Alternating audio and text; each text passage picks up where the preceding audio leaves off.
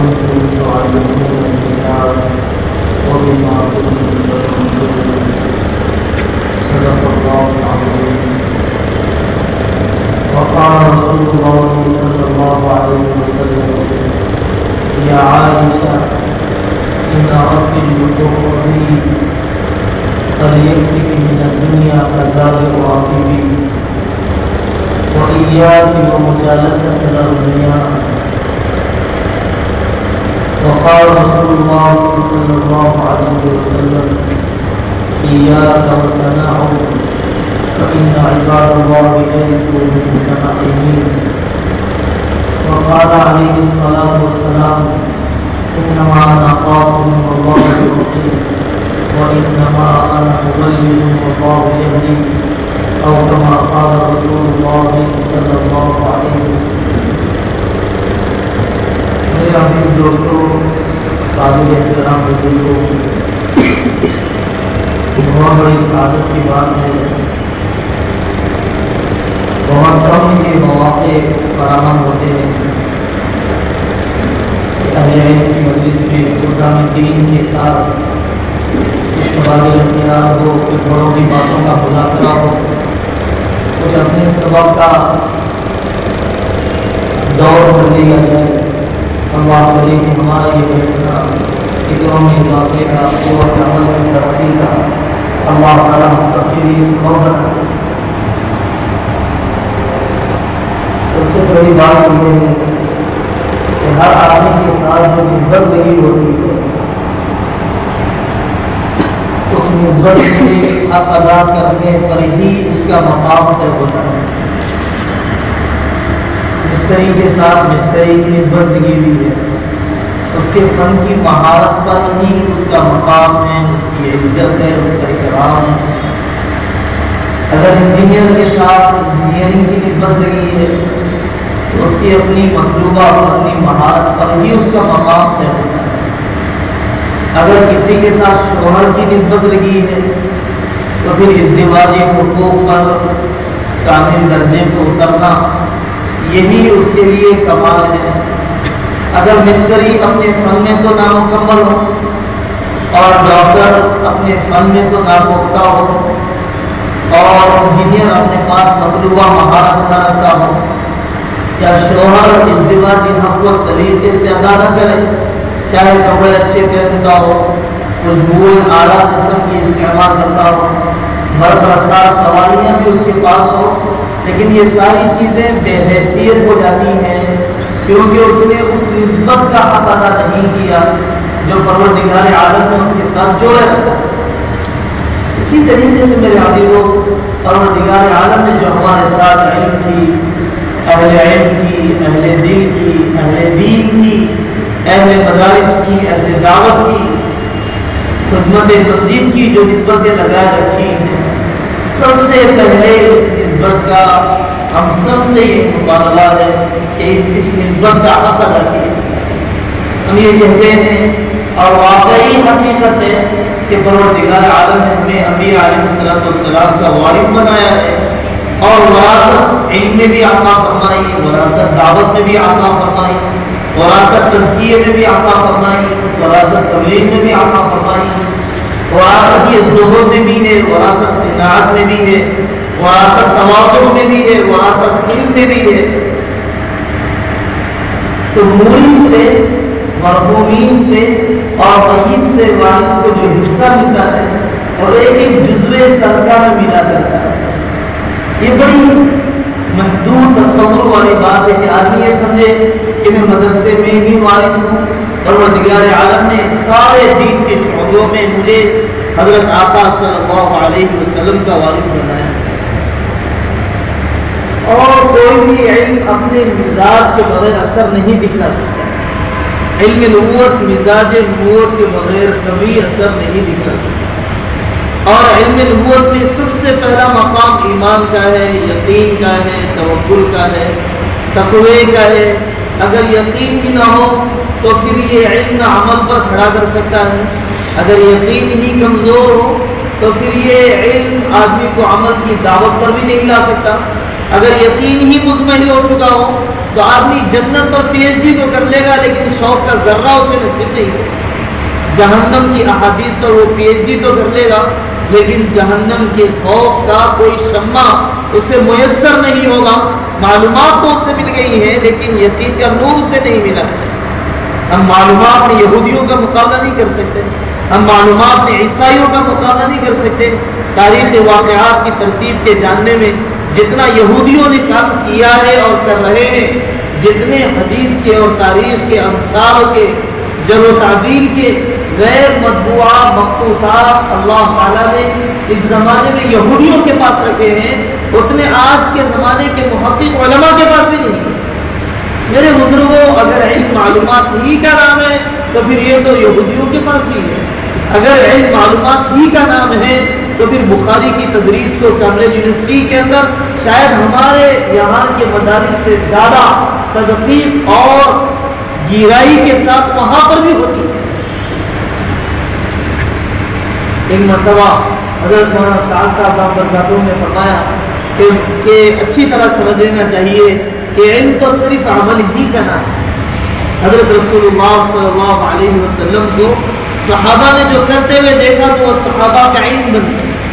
نبی کا عمل صحابہ کا علم بن جاتا ہے، اور جو صحابہ کو تابعین نے کرتے دیکھا تو تابعین کا صحابہ کا عمل تابعین کا علم بن گیا، صحابہ کا عمل تابعین کا علم بن گیا، اور تبع تابعین نے تابعین کو جو کرتے ہوئے دیکھا تو تابعین کا عمل یہ تبع تابعین کا علم بن گیا۔ تو سارے علم کی حقیقت، پچھلوں کے علم کی حقیقت اگلوں کا عمل ہے، اگلوں کا عمل یہ پچھلوں کا علم بن جاتا ہے۔ یقین والا علم ہمارے نظام تعلیم کا اور رسول اللہ صلی اللہ علیہ وسلم کے دیے ہوئے نظام تعلیم کا سب سے پہلا درجہ، سب سے پہلا درجہ ہے۔ یقین نے عجیب کرشمے دکھلائے۔ حضرت نظام الدین اولیاء رحمۃ اللہ علیہ وقت کا بادشاہ ملنا چاہتا ہے اور اغنیا سے اتنا استغنا، ایک دروازے سے آؤ گے دوسرے دروازے سے نکل جاؤ۔ حضرت مجدد الفسانی رحمۃ اللہ علیہ اکبر کے دربار میں سجدے تعظیمی کے لیے مجبور کیا جا رہا ہے، اور حضرت والا رحمۃ اللہ علیہ اپنے پیروں کو پہلے گھسا رہے ہیں پھر اس کے بعد اپنے جسم کو داخل کر رہے ہیں۔ استغنا کی وہ کیفیت کہ حضرت جی معلیہ صاحب رحمۃ اللہ علیہ نے ایک مرتبہ ابتدائی دور میں یوسف رحمۃ اللہ علیہ کی تشکیل فرمائی 3 دن جانے کے لیے۔ اس زمانے کے ایک بڑے مالدار حاجی صاحب نے ان سے کہا کہ یوسف سے کہو کہ وہ 3 دن چلا جائے۔ تو حضرت جی یوسف رحمۃ اللہ علیہ بڑے ناراض ہوئے اور آ کر اپنے والد صاحب سے کہنے لگے اگر کہنا ہوتا تو آپ نے کہا ہوتا کہ آپ نے اس مالدار کے مال کی دھار میرے اوپر ڈالنا چاہا، میں ان کی مالداری سے متاثر نہیں ہوں۔ حضرت رحمۃ اللہ علیہ نے فرمایا تم چاہے جماعت میں جاؤ نہ جاؤ لیکن تمہارے اللہ تعالیٰ کی ذات پر اس یقین اور اغنیا سے اس استغنا پر طبیعت ہماری بہار ہو گئی۔ وہاں ایک بار حضرت حامی رحمۃ اللہ علیہ فرمایا کرتے تھے کہ پروردگار عالم نے بقدر ضرورت دنیا ہمیں بھی عطا کر رکھی ہے اور ان مالداروں کے پاس بقدر ضرورت بھی دین نہیں ہے۔ اللہ تعالیٰ نے ہمیں بقدر ضرورت دنیا عطا کر رکھی ہے اور ان کے پاس بقدر ضرورت بھی دین نہیں ہے، وہ ہمارے محتاج زیادہ ہے اور ہم کے کچھ بھی محتاج ہے۔ اور یوسف صاحب رحمۃ اللہ علیہ ایک مرتبہ ابوالکلام آزاد رحمۃ اللہ علیہ سے ملاقات کر کے نیچے اتر رہے تھے۔ اسی وقت یہ نہرو وزیر اعظم اوپر جا رہا تھا۔ حضرت رحمۃ اللہ علیہ نے کچھ چھٹی نگاہ ڈالی اور نیچے سرسری انداز میں اتر گئے، اور نہرو جب اوپر پہنچا تو اس نے پہلا سوال کیا کہ مولانا یہ کون شخص تھا جو ابھی نیچے اتر رہا تھا؟ ابوالکلام آزاد رحمۃ اللہ علیہ نے فرمایا کہ یہ مولوی یوسف ہے جو تبلیغ کے ذمہ دار ہیں اور دعوت کا کام پورے ہندوستان میں چلاتے ہیں۔ تو نہرو نے کہا کہ اس شخص نے میری طرف ایسی توہین آمیز اور ایسی بے حیثیت والی نگاہ ڈالی ہے کہ جیسے میں اس کی نگاہوں کے اندر ایک انسان نہیں بلکہ جانوروں سے بھی بدتر کوئی مخلوق ہے۔ نفع اور نقصان کے اعتبار سے اتنی بے حیثیتی، نفع اور نقصان کے اعتبار سے اتنا غیر مرغوبانہ، اور پروردگار عالم کی عظمت اور کبریائی کی چھاپ پروردگار عالم نے ہمارے اکابر کے دلوں پر واقع فرمائی تھی، اور یہی وہ چیز ہے جو ان کو ہر حال میں دین پر جماتی رہی، اور یہی وہ چیز ہے کہ جس نے اللہ تعالیٰ کی مددوں کو اتارا۔ اور یہی وہ ہے کہ جو پونجی حضرات انبیاء علیہ السلام کو دی جاتی ہے بقدر یقین ہی اخلاص ہوتا ہے، بقدر یقین ہی عمل کی قبولیت ہوتی ہے، اور مخلصوں کے ذریعے سے ہی امت جڑی ہے، مخلصوں کے ذریعے سے ہی مدد اتری ہے، مخلصوں کے ذریعے سے ہی فتنے دبے ہیں، اور مخلصوں کے ذریعے سے ہی اللہ نے امت میں ہدایت کے اور ایمان کی فضاؤں کو ہموار کیا ہے۔ حضرت معاذ بن جبل اس امت کے علماء کے سردار ہیں، حضرت رسول اللہ صلی اللہ علیہ وسلم کی قبر پر بیٹھے ہیں اور رو رہے ہیں۔ حضرت عمر نے پوچھا کیا ہوا ہے؟ حضرت معاذ نے فرمایا کہ اس قبر والے کی حدیث یاد آ گئی، ان الیسیر من الریاء شرک، کہ تھوڑا سا ریا بھی شرک ہے، وان اللہ یحب الاتقیاء الخفیاء، اور اللہ تعالیٰ تو ڈرنے والوں کو، چھپے رہنے والوں کو پسند کرتے ہیں، الذین اذا غابوا لم یفتقدوا، جو اگر غائب ہو جائے تو تلاش نہ کیا جائے، وَإِذَا حَضَرُوا لَمْ يُرْجَعُوا، اگر وہ موجود ہو تو انہیں نہ بلایا جائے، قُلُوبُهُمْ مَصَابِيحُ الْهُدَىٰ، ان کے دل تو ہدایت کا چراغ ہوا کرتے ہیں۔ تو یہ اس امت کے علماء کا سردار ہے، اعلم امتی بالحلال والحرام ہے، اور اسے اپنے آپ پر ریاکاری کا اندیشہ ہو رہا ہے، اپنے آپ پر ریاکاری کا اندیشہ ہو رہا ہے۔ جو اپنے بارے میں خائف ہوتا ہے وہی معمول ہوتا ہے، الخائف معمول، اور جو اپنے بارے میں مطمئن ہو چکا ہے، وہ جو اپنے بارے میں مطمئن ہے، الا فی الفتنۃ سقطوا، وہ تو فتنے میں پڑ چکا ہے۔ جو اپنی نیت کے بارے میں مخلصانہ ہونے کا گھمنڈ رکھ رہا ہے، جو اپنے بارے میں زہد و قناعت کا ارادہ رکھ رہا ہے، وہ تو ضرور حرص میں پڑ چکا، وہ تو ضرور ریاکاری میں پڑ چکا۔ اور پروردگار عالم نے جس پر جتنے ایمان کو کھولا ہے، اور جس پر پروردگار عالم نے اپنے ناقد ہونے کو جتنا اللہ نے کھولا ہے، اتنا ہی وہ اپنے اللہ سے ڈرا کرتے تھے۔ حضرت تھانوی رحمۃ اللہ علیہ اپنے مسائل کو مفتی شفیع صاحب رحمۃ اللہ علیہ سے یا دارالعلوم دیوبند سے ایسے انداز میں پوچھا کرتے تھے کہ پتہ نہ چلے کہ سائل کون ہے، صرف اس لیے کہ میں اپنے استفتاء کا جواب لکھوں گا تو میری نفسانیت یا میری سہولت پسندی یا میری سہل انگاری یا میری منچاہی بھی اس کے اندر شامل ہو جائے گی، اور میں اپنے کسی مرید اور خلیفہ مفتی اعظم مفتی شفیع صاحب رحمۃ اللہ علیہ سے پوچھوں گا تو میرے وہ ذوق اور مرض اور نقاط کا لحاظ کر کے جواب دیں گے۔ اس لیے بے نامی کے ساتھ اجنبی طور پر دارالعلوم دیوبند سے وہ اپنے استفتاء کو پیش کیا کرتے تھے۔ تو یہ وہ بے نفس لوگ ہوتے ہیں، یہ وہ بے لوث ہوتے ہیں۔ حضرت تھانوی رحمۃ اللہ علیہ سے ایک رشتہ دار تھے، ان کی اندر ہو گئی، اور اندر ہونے پر انہوں نے بڑا پلیدہ لکھا اور لا کر حضرت کے سامنے پیش کیا، میں نے آپ سے یہ معاملہ کیا اس لیے کہ آپ نے یوں کیا تھا، اور میں نے آپ سے یوں کہا اس لیے کہ آپ نے مجھ سے یوں کہا تھا۔ حضرت تھانوی رحمۃ اللہ علیہ نے بہت سادہ سا جواب دیا، یہ فرمایا کہ بھائی بندوں سے تعلق رکھنا اور ان سے درست تعلق رکھنا اس لیے ہے تاکہ اللہ سے ہمارا تعلق خراب نہ ہو۔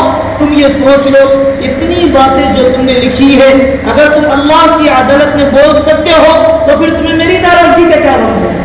اگر تمہارا معاملہ اپنے اللہ کے ساتھ صحیح ہے، اگر یہ تعمیلات، اگر یہ توجیحات، اگر یہ وجوہات جو تم نے لکھی ہے، اگر اللہ کی عدالت میں تم پیش کر سکتے ہو تو پھر میری ناراضگی کا تمہیں کیا غم ہے؟ بندوں سے رشتہ تو اسی لیے جوڑنا ہے تاکہ اللہ سے نہ ٹوٹے، تاکہ اللہ سے نہ ٹوٹے۔ حضرت جو یوسف رحمۃ اللہ علیہ فرمایا کرتے تھے کہ اے لوگوں، اپنے آپ سے لوگوں کو متاثر نہ کرو، اللہ رسول سے متاثر کرو، اپنے سے جوڑنا نہیں ہے، اللہ رسول سے جوڑنا ہے، اللہ رسول سے جوڑنا ہے۔ عبد الوہاب شعرانی رحمۃ اللہ علیہ فرماتے ہیں کہ مخلص وہ ہوتا ہے جو یہ چاہتا ہے کہ دین کی خدمت ہو، چاہے وہ کسی کے بھی ذریعے سے ہو۔ مخلص معاون بنتا ہے، مخلص رفیق بنتا ہے، مخلص فرید نہیں بنتا ہے۔ حضرت شاہ ہردوئی رحمۃ اللہ علیہ فرمایا کرتے تھے کہ دین کے مختلف کام انجام دینے والے تو ایسے ہیں جیسے کہ دو آدمی جنازہ اٹھا کر لے جا رہے تھے، اور دور سے لوگوں نے دیکھا کہ بڑے بے کس ہیں، بڑے مجبور ہیں، دو آدمی جنازہ اٹھا کر لے جا رہے ہیں، چلو ہم سہارا دیتے ہیں۔ جب یہ سہارا دینے کے لیے آئے تو یہ دو کندھا دینے والے ان سہارا دینے والوں سے لڑائی نہیں کریں گے، بلکہ ان کا احسان سمجھیں گے، ان کو اپنا محسن سمجھیں گے کہ آپ نے ہمارا تعاون کر دیا۔ اگر کوئی دوسری دین کی خدمت کو انجام دیتا ہے اور دوسرا مدرسہ کھولتا ہے، دوسری جماعت بنا لیتا ہے، خانقاہ نظام کو چلا لیتا ہے، ہم تو یہ سمجھیں گے کہ یہ ہمارا معاون بن رہا ہے، یہ ہمارا محسن بن رہا ہے۔ وسعت ظرفی کے بغیر نبوت کا کام کبھی نہیں ہو سکتا ہے۔ نبی والا علم اور نبیوں والی اخلاق کی اور کردار کی بلندیاں تصور بھی نہیں کی جا سکتی ہیں۔ حضرت ہردوئی رحمۃ اللہ علیہ خود ہی فرمایا کرتے تھے اور الیاس صاحب رحمۃ اللہ علیہ فرماتے تھے کہ میں تو ہر ایمان والے کو اپنا محسن سمجھتا ہوں کہ اس نے ایمان لا کر میرا بوجھ ہلکا کر دیا ہے، اگر وہ ایمان نہ لاتا تو اس تک بھی دعوت کا پہنچانا میری ذمہ داری ہوتی۔ سعید احمد خان صاحب مکی رحمۃ اللہ علیہ فرمایا کرتے تھے مدارس والوں کا احسان سمجھو کہ انہوں نے ہمارے کام کو کم کر دیا ورنہ ہمیں مدرسے کھولنا پڑتا، اور ہمارے کام کو آسان کر دیا ورنہ ہمیں ہی ان نابالغ بچوں پر محنت کرنا پڑتا۔ اور سوچو تو صحیح ان کے دل میں کتنا درد ہے کہ جس بچے کے بالغ اور مکلف ہونے کے لیے 3 سال باقی ہے اور احکام الہی کا مخاطب بننے کے لیے 2 سال باقی ہے، ان کے پیچھے یہ 8 گھنٹے لگا رہے ہیں، 12 گھنٹے لگا رہے ہیں، 24 گھنٹے کا نظام اب قائم کر رہے ہیں۔ تو جن کے مکلف ہونے میں 3 سال 2 سال باقی ہیں ان پر ہی اپنی صلاحیتوں کو اتنا نچھاور کر رہے ہیں۔ جن کے مکلف ہوئے 60 سال ہو چکے، جن کے مکلف ہوئے 20 سال ہو چکے، جن کے اوامر الہیہ کا مخاطب بنے ہوئے 30 سال ہو چکے، ان کے بارے میں ان کے دلوں میں کتنا درد ہوگا۔ میرے عزیزوں، یہ ہمارے اکابر کی زندگیوں کا طریقہ رہا۔ حضرت جناب الیاس صاحب رحمۃ اللہ علیہ کاندھرا تشریف لے گئے، اسی زمانے میں اسی وقت میں حضرت شیخ الاسلام حسین مدنی رحمۃ اللہ علیہ بھی حاضر ہوئے۔ لوگوں نے شور بن گیا کہ ولی الیاس آئے ہیں، ان کا تبلیغی اجتماع ہوگا۔ حسین مدنی سے آ کر کہا، حضرت مدنی رحمۃ اللہ علیہ فرمایا کہ میرا کوئی بیان نہیں ہوگا، سب ولی الیاس کے پاس چلے جائے۔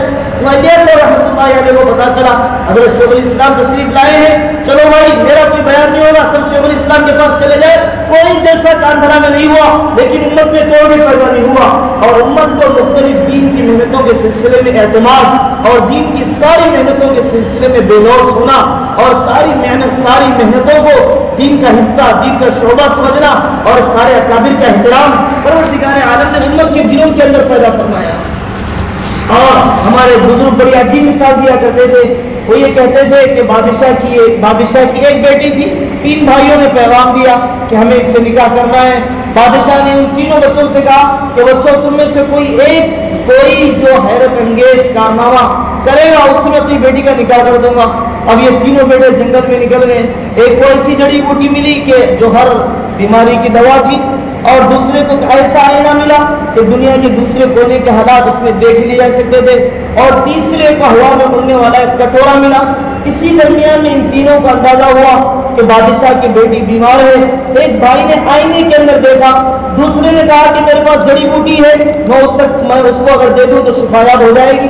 تیسرے نے کہا کہ میرے پاس وہ ٹوپی ہے یا وہ کھٹورا ہے ہوائی کہ جس میں سوار ہو جائے تو اس بیٹی تک پہنچا جا سکتا ہے۔ تینوں میں سے کوئی ایک چیز ہو تو اس بیٹی کی بیماری کا علاج نہیں ہو سکتا، تینوں ہو تو پھر تبھی وہ بیٹی شفایاب ہو سکتی ہے۔ اسی طریقے سے دین میں تعلیم کا شعبہ بھی ہے، تزکیے کا شعبہ بھی ہے، تدریس کا شعبہ بھی ہے۔ پروردگار عالم نے تینوں کے ذریعے سے اسلام کی ضرورتوں کو پورا کیا۔ خود الیاس رحمۃ اللہ علیہ کے ملفوظات میں ہے، آپ فرمایا کرتے تھے کہ میں دین کے مختلف شعبوں کو ارکان نماز کی طرح سمجھتا ہوں۔ اگر کوئی آدمی قیام کو سجود پر ترجیح دینے لگ جائے اور کوئی سجود کو رکوع پر ترجیح دینے لگ جائے تو نادان ہے۔ اگر کوئی کان کو آنکھ پر اور آنکھ کو ناک پر ترجیح دینے لگ جائے تو نادان ہے۔ کان کی بھی ضرورت ہے، آنکھ کی بھی ضرورت ہے، ناک کی بھی ضرورت ہے، دل کی بھی ضرورت ہے، زبان کی بھی ضرورت ہے۔ اسی طریقے سے جیسے کہ یہ اعضاء مختلف پرزے ہیں اور اپنا کام کر رہے ہیں، دین کی یہ سارے شعبے بھی دین کے پرزے ہیں اور یہ سارا کام کر رہے ہیں، لیکن یہ سارے کاموں کی نافعیت جبھی ہے جبکہ یہ جامعیت کے ساتھ چلے۔ سارے کاموں کی نافعیت جبھی ہے جبکہ یہ باہمی اعتماد اور باہمی جوڑ اور رابطہ اور تعاون کے ساتھ چلے۔ حضرت خان رحمۃ اللہ علیہ فرمایا کرتے تھے کہ جیسے حکومت کے مختلف شعبے اپنے اپنے شعبوں میں کام کرتے ہیں، لیکن سارے شعبوں کی تاثیر اسی سے ہے کہ وہ شعبے ایک دوسرے سے مربوط ہیں، وہ شعبے ایک دوسرے کے معاون ہیں اور وہ شعبے ایک دوسرے پر اعتماد کرنے والے ہیں۔ پروردگار عالم نے بھی کسی کو ہم میں سے تدریس سے جوڑا ہے اور کسی کو ہم میں سے امامت سے جوڑا ہے، کسی کو پروردگار عالم نے تبلیغ سے جوڑا ہے۔ اب کس طریقے سے جامعیت کے ساتھ ان کو لے کے چلنے والے بنے۔ ایک مرتبہ اعظم گڑھ میں حضرت بہت نعمت اللہ صاحب اعظمی دامت برکاتہ کا علماء میں بیان ہوا، علماء کا جوڑ ہے اور اعظم گڑھ کے علماء ہیں، ظاہر ہے کہ کس کی ضرورت ہو سکتی تھی کہ علماء میں گفتگو ہو سوائے دارالعلوم کے۔ حضرت جب بیٹھے تو حضرت نے ایک ہی سوال کیا، مجھے بتلا کہ تمہیں افرادی قوت سب سے زیادہ ملتی ہے کس شعبے سے ملتی ہے؟ کہا کہ دعوت تبلیغ کے ذریعے سے ملتی ہے. مالی سرمایہ جو فراہم ہوتا ہے امت کی جس طبقے سے وہ کس بنیاد پر ہوتا ہے؟ کہا کہ بھی دعوت تبلیغ سے ہے. اب مجھے بتاؤ افرادی سرمایہ اور مالی سرمایہ امت کے جس شعبے سے تمہیں جتنا مل رہا ہے اپنے علماء کی کتنے فیصد تم نے تیار کر کے اس شعبے کے حوالے کیے؟ اگر ہم یہ چاہتے ہیں کہ ہر شعبے کو اس کے تناسب سے علماء کے خدام دین کے افراد کو فراہم کیا جائے تو پھر ہم سوچیں کہ ہم نے افرادی اور مالی کتنا سرمایہ اس شعبے سے لیا اور کتنا افراد کار کو تیار کر کے اس شعبے کے حوالے کیا. آج بھی 10 بیرون کی جماعتیں جا رہی ہے, کوئی عالم دین نہیں لے جانے والا نہیں, تو جماعتیں ہفتوں اور مہینوں پھیلی ہوئی ہے. میں خود جانتا ہوں ابھی ایک جماعت جنوبی کوریا کے لیے, ساؤتھ کوریا کے لیے کامانڈی سے تیار ہوئی ہے. 2 حفاظ ہیں, منتظر ہے کہ کوئی عالم دین ہماری رہبری کے لیے اور کماحقہ ترجمانی اور نمائندگی کے لیے مل جائے. کچھ ہی دن پہلے کویت کے لیے جماعت تیار ہوئی, رشیا کے لیے جماعت تیار ہوئی, ابھی جماعت بیٹھی ہوئی ہے سعودیہ کے لیے روانہ ہونے پر.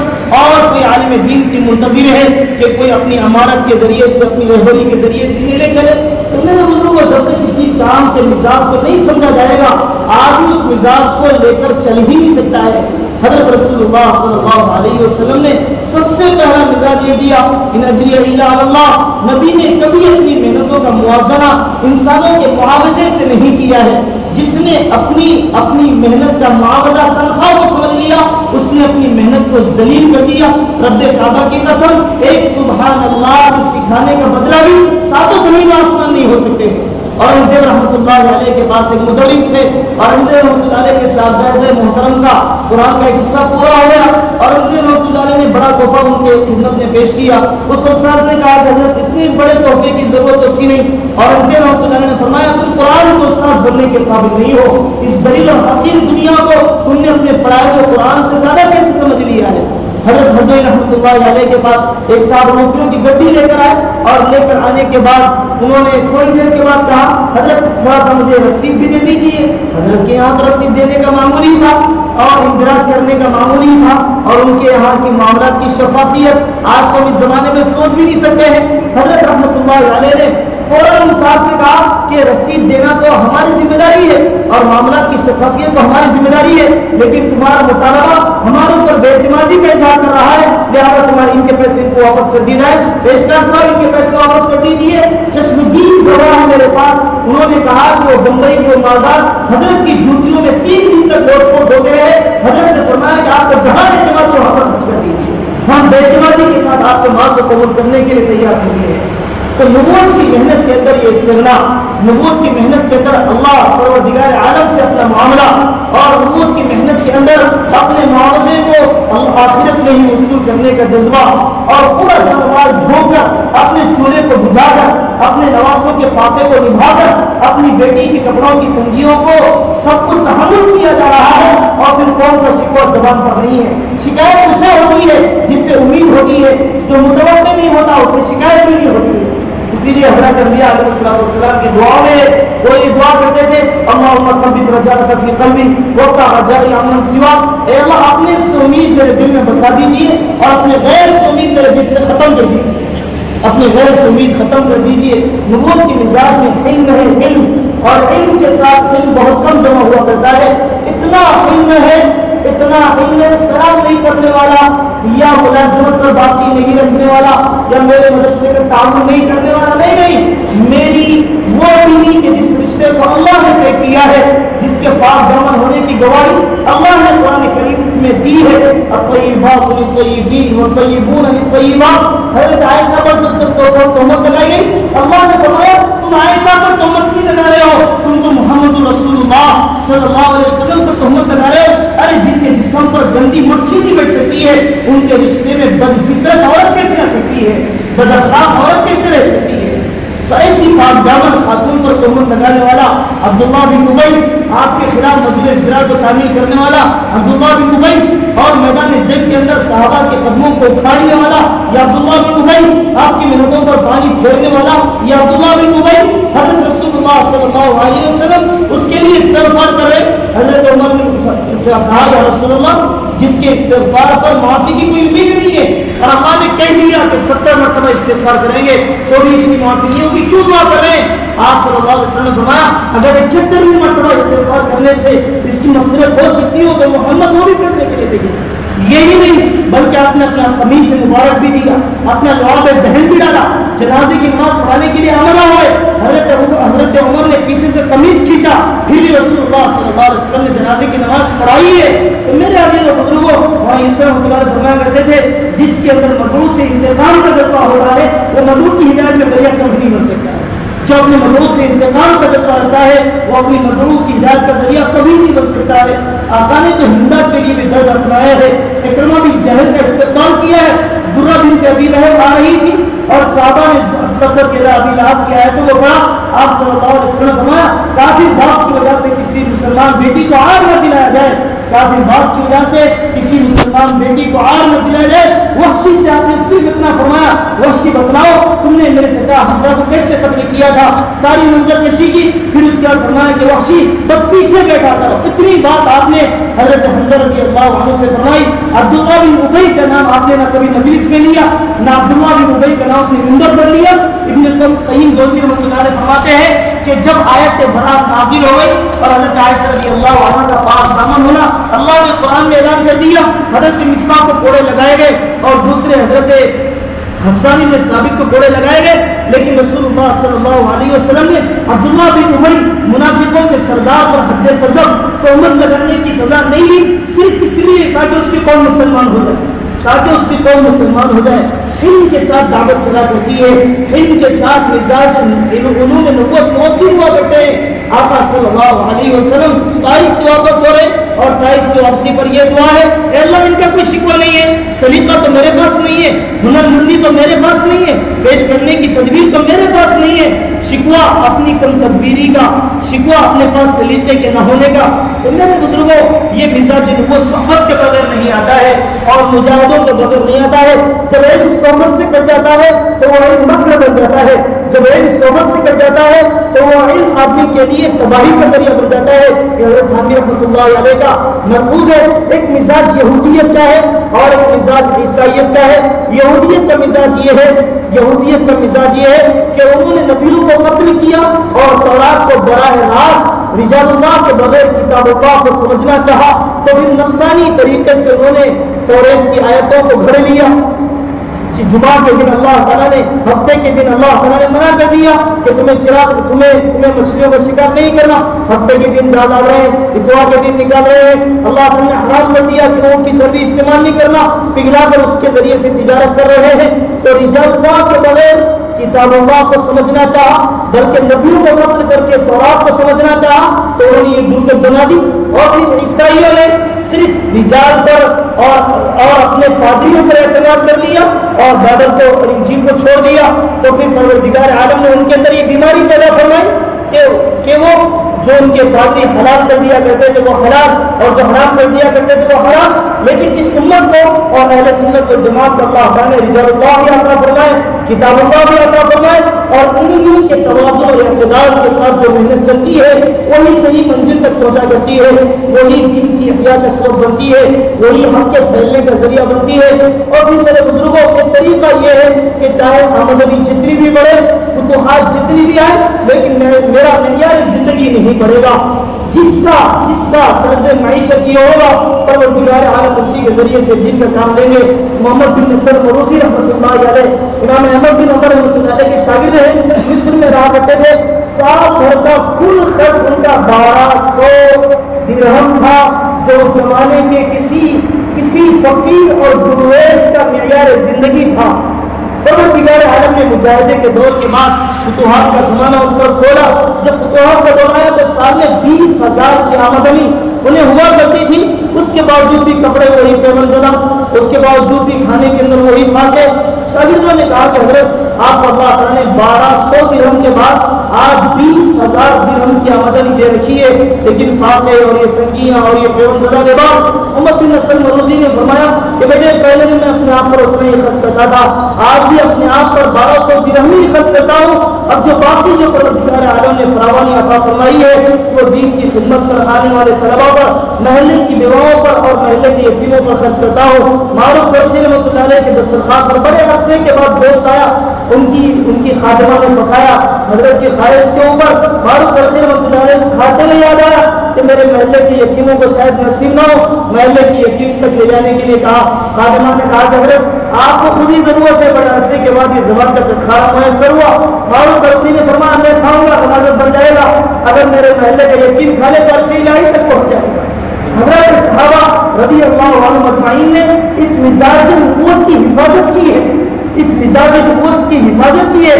قاری صدیق صاحب رحمۃ اللہ علیہ فرمایا کرتے تھے کہ اے بزرگوں، اگر وہ حالات ہم پر نہیں آئے جو انبیاء علیہ السلام پر آئے، جو تنگیاں انبیاء پر آئی، وہ تنگیاں ہم پر اگر نہیں آئی، وہ جو بدنامیاں انبیاء پر آئی ہیں اگر وہ بدنامیاں ہمیں نہیں ملی تو شاید ہم نبوت کے راستے پر نہیں کہ اور راستے پر چل رہے ہیں۔ اگر کوئی آدمی حیدرآباد جا رہا ہو، حیدرآباد جاتے ہوئے راستے میں وہ گاؤں نہ آئے جو حیدرآباد کی منزل پر آیا کرتے ہیں تو پھر یہ حیدرآباد نہیں کوئی اور منزل پر جا رہا ہے۔ اگر وہ سنگ میل، اگر وہ سائن بورڈ، اگر وہ حالات، اگر وہ آزمائشیں، اگر وہ ابتلاءات، اگر وہ صفات کی ترقی، اگر وہ زاری کی قوت، اگر وہ انابت اللہ، اگر وہ تنہائیوں کی نورانیت، اگر وہ قوموں کو جھیلنے کا مزاج اگر میرے اندر پنپ نہیں رہا ہے تو پھر میں کسی اور راستے پر چل رہا ہوں۔ نبوت کا راستہ سمجھنا یہ میرے لیے زبردست قسم کا دھوکہ ہے۔ حضرت ابوبکر صدیق رضی اللہ عنہ مزاج نبوت پر چل رہے ہیں، مزاج نبوت پر تنخواہ لینا بھی گوارا نہیں کیا، اپنے بیٹے کو کوئی عہدہ بھی نہیں دیا، اور پھر دنیا سے جاتے ہوئے وہ ساری تنخواہ جو بیت المال سے اس نے لی تھی وہ سب واپس کر دی۔ حضرت عمر جیسے زاہد کو بھی یہ کہنا پڑا لقد اطعت عمر من بعد، اے عمر تو نے تو اپنے باپ کے امیروں کو تھکا دیا ہے، بیت المال سے تنخواہ لینا کوئی ناجائز نہیں ہے، کوئی ناجائز۔ حضرت عمر کا اتنا بڑا اخلاص، حضرت عمر شاہ کشمیری رحمۃ اللہ علیہ سے بابل کے بزرگ نے کہا حضرت بخاری شریف کی شرح لکھ دیجیے، آپ کے بعد آپ کی نسل کے لیے بڑا گزارے کا سامان ہو جائے گا۔ عمر شاہ کشمیری رحمۃ اللہ نے فرمایا پوری زندگی بھی علم بیچ کر کماتا رہا، مرنے کے بعد بھی علم بیچ کر کماؤں گا، غیرت گوارا نہیں کر رہی ہے۔ اللہ کے سامنے کون سا وہ عمل رہے گا جس کے بارے میں میں پیش کر سکوں کہ پروردگار عالم محض میری رضا کے لیے میں نے یہ کیا تھا۔ حالانکہ ان کی پوری زندگیاں بے لوثی اور اخلاص کے اندر گزری، لیکن وہ اپنے معاملے کو اپنے اللہ کے ساتھ اتنا شفاف رکھنا چاہتے تھے۔ حضرت عمر رضی اللہ عنہ کا دورایا ایک ہی درہم سے 2 سالن دسترخوان پر ہے۔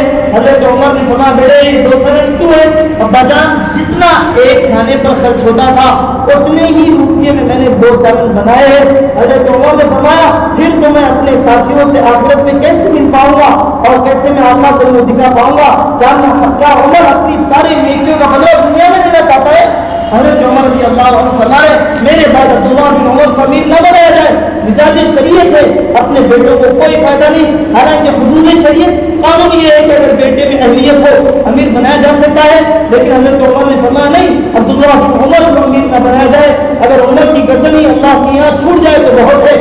حضرت عمر رضی اللہ عنہ نے اپنے گورنروں کو بھیجا، ذرے برابر معیار زندگی کے بڑھنے کو گوارا نہیں کیا، کیسے کس طرح کے خزانے آ گئے۔ حضرت عمر رضی اللہ عنہ نے دیکھا کہ ایک تاج کا ہیرا بھی کم نہیں ہوا، جب تک اس امت کے اندر یہ دیانتداری رہے گی، پروردگار عالم کی مددیں اترتی رہے گی۔ تو میرے عزیزو یہ مزاج شریعت کی حفاظت۔ پھر اس کے بعد حضرت عثمان رضی اللہ عنہ کا دور آیا۔ حضرت عثمان کے دور میں وہ کمزور ہو گئے، انہوں نے حدود شریعت پر چلایا، تھوڑے سے اچھے کپڑے، تھوڑے سے مضبوط مکان۔ حضرت عمر کے زمانے تک مکان حضرت نبی پاک صلی اللہ علیہ وسلم کے مکان سے زیادہ بہتر نہیں تھے۔ ہمارے آقا کا مکان اتنا بڑا، کھڑے ہو جائیں تو چھت لگ جائے، لیٹ جائیں تو پیر لگ جائے، اور ان کے 9 کمروں میں سے کتنے کمروں کو تو اینٹیں بھی نصیب نہیں تھی، اور دیوار تو کسی کمرے کو نصیب ہی نہیں تھی، اور ان کی مسجد میں پانی بچ کر آ جایا کرتا تھا، اور سجدے کے لیے سجدے کی جگہ پر کنکریوں کو ٹھنڈا کر کے رکھنا پڑتا تھا۔ اور آقا صلی اللہ علیہ وسلم کو شب قدر میں بارش ہو رہی ہے تو آپ کی ناک کی مبارک کیچڑ کے اندر پھنسی ہوئی ہے، آقا صلی اللہ علیہ وسلم نے اس حال میں اپنے ساتھیوں کو چھوڑا، حضرت عمر نے اسی حال میں اپنے ساتھیوں کو چھوڑا، اور انتقال ہو رہا ہے۔ حضرت عمر فرما رہے کہ دیکھو لوگ عمر کے مرنے پر خوش ہو رہے ہیں یا غم بنا رہے ہیں؟ پتا چلا کہ سارے مدینہ میں کوہرام مچا ہے، حضرت عمر نے فرمایا ٹھیک ہے کہ مسلمان عمر کی جدائیگی سے غمزدہ ہے، عمر محبوب بن کے مر رہا ہے۔ اور عمر صاحب رحمۃ اللہ علیہ فرمایا کرتے تھے دیکھو عمر کا تقویٰ، عمر کی سختی عمر کے تقوی کے ساتھ چلے گی، اگر تم عمر کی سختی کو تو اپناؤ، اگر عمر کا تقویٰ تمہارے اندر نہ ہو تو تمہاری سختی تمہیں جوتے تو بجوائے گی لیکن تمہاری سختی امت کے اندر کبھی قبول ہونے والی نہیں۔ حضرت عمر رضی اللہ عنہ کی سختی ان کی تقوی کے ساتھ ہے۔ ایک دن اپنے ساتھیوں سے پوچھنے لگے میں بادشاہ ہوں یا خلیفہ ہوں؟ ان کے ساتھیوں نے کہا کہ حضرت آپ تو خلیفہ ہیں، مال کے لینے میں اللہ سے ڈرتے ہیں اور مال کے لگانے میں اللہ سے ڈرتے ہیں۔ حضرت عثمان رضی اللہ عنہ کے دور میں حدود شریعت کو اپنایا، فتوے کو اپنایا۔ مزاج شریعت کیا ہے؟ آدمی 5 وقت کی نماز بھی پڑھے، اشراق بھی پڑھے، اوابین بھی پڑھے، تہجد بھی پڑھے۔ مزاج شریعت کیا ہے؟ 1 روپیہ بھی جیب میں ہے تو طبیعت بے قرار ہو رہی ہے۔ مزاج شریعت کیا ہے؟ کہ سال کے 12 مہینے روزے رکھ رہے ہیں مخصوص دن کے علاوہ بغیر افطار اور بغیر سحری کے۔ مزاج شریعت کیا ہے؟ عام آدمیوں کے پیٹ پر 1 پتھر ہے اور آپ کے پیٹ کے اوپر 2 پتھر ہے۔ مزاج شریعت کیا ہے؟ بیویوں نے اپنے نفقے کے معیار کے بلند کرنے کا مطالبہ کیا، 2 مرتبہ قرآن کریم کی آیت اتر گئی ان کنتن تريدن الحیاۃ الدنیا وزینتها فتعالین امتعکن وسرحکن سراحا جمیلا۔ اگر دنیا کے رنگینیاں چاہیے اور معیار زندگی کی بلندی چاہیے تو تم محمد رسول اللہ صلی اللہ علیہ وسلم کی بیوی بن کر قیامت کے دن اٹھائے جانے کے قابل نہیں ہو۔ چھوڑنے کی دھمکی تک دی گئی ہے، اگر چاہو تو تمہیں چھوڑ دیا جائے اور دنیا کی جو مزے تمہیں اڑانا ہو اڑا دیا جائے۔ تو مزاج شریعت میں حضرت عمر حضرت عثمان نے تھوڑا سا فراخی کا معاملہ کیا، اپنے اشراؤں کو عہدے بھی لیے، لیکن یہ وہ زمانہ تھا تمراض والے اخلاص والوں کے اندر گھس گئے اور انہوں نے فتنے مچانا شروع کر دیا۔ حضرت علی رضی اللہ عنہ کا دور آیا اور اغراض والے آ گئے اور انہوں نے صحابہ کے درمیان اختلاف کو پیدا کر دیا۔ حضرت علی رضی اللہ عنہ فرمایا کرتے تھے اگر حضرت علی کا دور، حضرت حسن حضرت حسین کا دور اگر امت کو نہ ملا ہوتا تو امت کے لیے ناقص نمونہ ہوتا۔ حضرت علی رضی اللہ عنہ کا دور بتلاتا ہے کہ اختلاف کیسے مخلصانہ ہوتا ہے، حضرت علی کا دور بتلاتا ہے کہ کیسے ایک دوسرے پر بے لوثی کا یقین ہوتا ہے۔ حضرت علی رضی اللہ عنہ شہید کر دیے گئے، آنے والے نے حضرت معاویہ سے کہا کہ علی شہید ہو گیا اور خوشخبری ہو تمہارے لیے۔ حضرت معاویہ کی بیوی بھی خوش ہونے لگی۔ حضرت معاویہ رضی اللہ عنہ نے فرمایا تیری بربادی ہو کہ علم کا عمل کا فقہ کا سورج ڈوب گیا۔ حضرت معاویہ رضی اللہ عنہ حضرت علی کے خادم زرار بن زمورہ کنانی کو بلاتے ہیں، بلا کر یہ پوچھتے ہیں کہ بتلاؤ علی کی راتیں کیسے گزرا کرتی تھی۔ زرار بن زمورہ کنانی حضرت علی کی راتوں کو بیان کرتا ہے، حضرت معاویہ رضی اللہ عنہ کو گریہ طاری ہو گیا۔ حضرت علی رضی اللہ عنہ سے آ کر ایک آدمی خوشخبری سناتا ہے کہ میں نے فلاں صحابی کو مد مقابل کے لشکر میں سے قتل کر دیا۔ حضرت علی نے فرمایا تیرے لیے جہنم مبارک ہو، تیرے لیے جہنم مبارک ہو۔ حضرت عائشہ رضی اللہ عنہ اپنی زندگی کے آخر لمحات میں فرمایا کرتی تھی کہ میں ہی غلط ہوں، علی رضی اللہ عنہ ہی اپنے موقف کے اندر صحیح تھے۔ تو میرے عزیزو اختلاف بھی ہے، اغراض والوں نے اخلاص والوں کو لڑایا، لیکن اخلاص والوں کو ایک دوسرے پر کتنا اعتماد اور اخلاص والے ایک دوسرے سے کیسے جڑ کے چل رہے ہیں۔ اور پھر حضرت معاویہ رضی اللہ عنہ سے روم کے بادشاہ نے خط لکھا اے معاویہ مجھے پتا چلا ہے علی نے تیری ناقدری کی، میرے پاس آجا، میں اور تم مل کر علی کا مقابلہ کریں گے۔ حضرت معاویہ نے جواب دیا اے روم کے کتے اگر تم نے علی کی طرف ترچھی نگاہ سے دیکھا تو پھر مدینہ پاک سے نکلنے والے لشکر کی پہلی صف میں معاویہ کی بچی ہوگی جو تیری ترچھی نگاہوں کو نشانہ بنائے گی۔ تو اس طریقے سے حق کے خلاف کھڑے ہو جانا یہ تو مخلصوں کا طریقہ رہا۔ صحابہ کے اختلاف کی وجہ سے رب کعبہ کی قسم ایک بالش زمین میں بھی اسلام پیچھے نہیں ہوا، ایک بالش زمین بھی اسلام پیچھے نہیں ہوا ہے، بلکہ فضل کریم صاحب احمد آبادی رحمۃ اللہ علیہ فرمایا کرتے تھے حضرت علی رضی اللہ عنہ کی شہادت کے بعد حضرت حسن رضی اللہ عنہ خلیفہ بنائے گئے حجاز کے علاقے میں، اور شام والے حضرت معاویہ کو حضرت حسن نے چھوٹا کہ 6 مہینے تک جوڑ پیدا ہو جائے، اور حدیث رسول بھی ہے خلافت راشدہ 30 سال تک انتظار کر لیا، 6 مہینے میں جوڑ پیدا نہیں ہوا۔ حضرت معاویہ سے آپ مسلمانوں کے امیر، آپ مسلمانوں کے امیر یہ مخلص ہوتا ہے جو اپنی انانیت کو ذبح کرنے کے لیے تیار، اپنی وجاہت کو ذبح کرنے کے لیے تیار، اپنی بڑی سی بڑی وجاہت اور رسوخ کو چھوڑنے کے لیے تیار، صرف اس لیے کہ امت نہ ٹوٹے۔ حضرت زین العابدین رحمۃ اللہ علیہ فرماتے تھے میرے جسم کے ٹکڑے ہو جائے گوارا ہے، لیکن امت کے ٹکڑے ہو جائے یہ گوارا نہیں ہے۔ لوگوں نے حضرت حسن کو تانا دیا کہ تو نے مسلمانوں کو ذلیل کر دیا، تجھے امیر بنایا، تو نے معاویہ کو بنا دیا۔ حضرت حسن نے فرمایا تمہارا آج گرانا گوارا ہے، امت کو توڑ کر نار میں جانا گوارا نہیں ہے۔ پھر حضرت حسن رضی اللہ عنہ کے اسی سال پر اللہ نے کیا دیا، اس امت کا آخری مجدد، اس امت کے علماء کی اولیاء کا سردار حضرت مہدی رضی اللہ عنہ کو اللہ تعالیٰ حضرت حسن کی نسل میں پیدا کرنا، حضرت حسن کی نسل میں پیدا کر ایک کرسی کو قربان کرنے پر مجدد کی آخری کرسی پروردگار عالم کی غیرت مند ذات نے حضرت حسن رضی اللہ عنہ کے لیے فیصلہ کر دیا۔ اور فضل کریم صاحب احمد آبادی رحمۃ اللہ علیہ فرمایا کرتے تھے ایک انگریز مورخ کے حوالے سے کہ حضرت معاویہ کے 28 سالہ امارت کے دور میں جتنی فتوحات ہوئی ہیں وہ حضرت حسن رضی اللہ عنہ کے ایثار کر دی ہے۔ اور پھر حضرت حسن رضی اللہ عنہ کے انتقال اور قریب آیا، بڑی تمنا تھی کہ نانا جان کے پڑوس میں اور انہی کے کمرے میں دفن کیا جاؤ۔ حضرت حسن رضی اللہ عنہ نے فرمایا کہ اگر آسانی سے دفن ہو جاؤ تو ٹھیک ہے، اگر امت میں توڑ پیدا ہو رہا تو جنت البقیع میں لے جا کر دفن کر دینا، لیکن حسن کے جنازے کو لے کر امت میں توڑ پیدا نہ کرنا۔ تو میرے بزرگوں، یہ مزاج مجاہدے سے، یہ مزاج قربانی سے، اس کے لیے اللہ کے راستے کی ٹھوکریں اور اس کے لیے اللہ والوں کی صحبتیں۔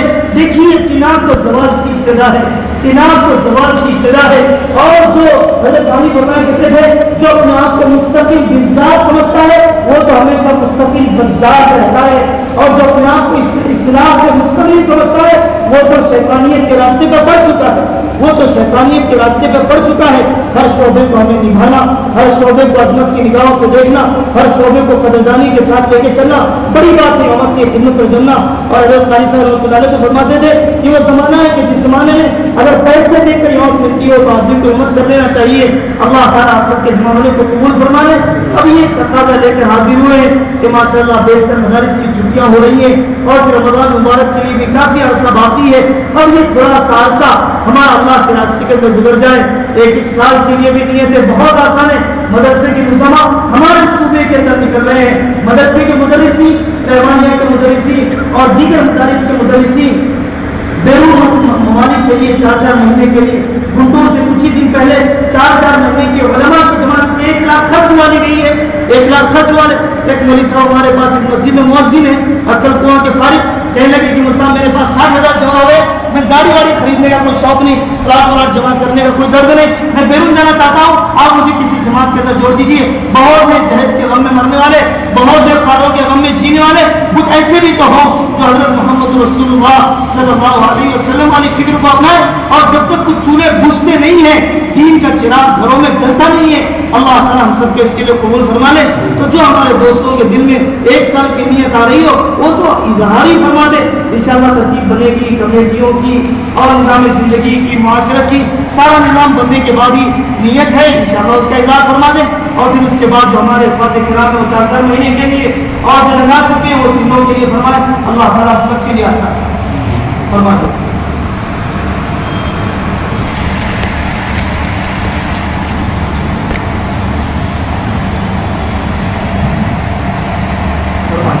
جو ہمارے صاحب کا چیلا پابندی سے لگاتے ہیں، جو الفاظ کرام ہے ماشاءاللہ بہت پابندی کے ساتھ اپنی مسجدوں کے کام کو لے کے چل رہے ہیں، بڑی تعداد ہے، وہ بھی حضرات کی ذات 5 سے زیادہ ہے، 5 میں سے اللہ اور